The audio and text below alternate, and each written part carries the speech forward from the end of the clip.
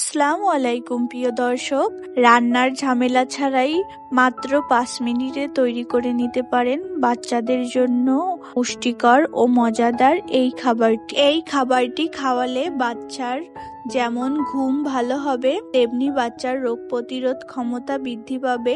একই সঙ্গে বাচ্চার হজম শক্তি উন্নত করে বাচ্চার কোষ্ঠকাঠিন্য সমস্যা দূর হবে। তো ভিউয়ার্স, এই রেসিপিটি তৈরি করতে আমি এখানে 3 টেবিল চামচ চিড়া নিয়েছি। এখানে আমি লাল চিড়াটা ব্যবহার করেছি, আপনারা চাইলে সাদা চিড়াও ব্যবহার করতে পারেন। তো চিড়ায় অনেক ময়লা থাকতে পারে, এই জন্য একটি ছাঁকনি দিয়ে আমি চিড়ার ময়লা বের করে নিচ্ছি। আপনারা চাইলে চিড়াগুলো একটি কুলার সাহায্যে ঝেড়ে নিতে পারেন, আপনার যেইটিতে সুবিধা হয় ওইভাবে চিড়ার ময়লা বের করে নিবেন। তো দেখতে পাচ্ছেন অনেক ময়লা বের হয়ে গিয়েছে, আপনারা অবশ্যই এই কাজটি করবেন। এইটা না করলে বাচ্চার পেটে সমস্যা হতে পারে। তো প্রিয় দর্শক, এবার চিড়াগুলোকে একটি বাটিতে ঢেলে নিতে হবে এবং 2-3 বার পরিষ্কার পানি দিয়ে চিড়াগুলোকে আমি কচলিয়ে ধুয়ে নিব। তো এখানে একটু গুরুত্বপূর্ণ কথা বলি, আপনারা অবশ্যই এইখানে আপনারা যে পানি খান ওই পানি দিয়ে চিড়াটা ধুয়ে নিবেন, ট্যাবের পানি ব্যবহার করবেন না। এবং খুব ভালোভাবে 2-3 বার পানি দিয়ে ধুয়ে নেওয়ার পরে অল্প পরিমাণের পানি দিয়ে চিড়াগুলো 10 মিনিটের জন্য ভিজিয়ে রাখবেন। চিড়া হলো একটি কার্বোহাইড্রেট যুক্ত খাবার, তাছাড়া চিড়া বাচ্চাদের জন্য অনেক উপকারী। তো ভিউয়ার্স, এখানে আমি একটি পাকা আম নিয়েছি। পাকা আম বাচ্চাদের জন্য অনেক উপকারী ও সুস্বাদু একটি ফল।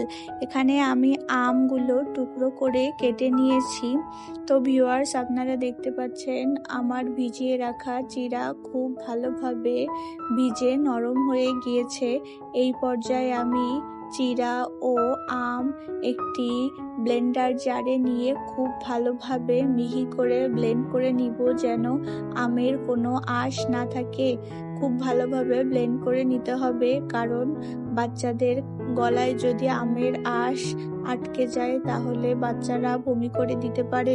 তো প্রিয় দর্শক, আপনার বাচ্চার বয়স যদি 1 বছরের উপরে হয়ে থাকে তাহলে আগে থেকে জাল করে নেওয়া গরুর দুধ দিয়ে আপনারা চিড়া ব্লেন্ডার করে নিতে পারেন।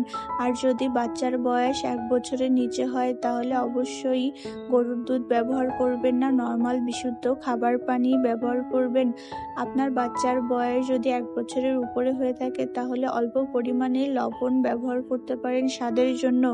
যদি 1 বছরের কম হয়ে থাকে তাহলে অবশ্যই লবণ ব্যবহার করবেন না।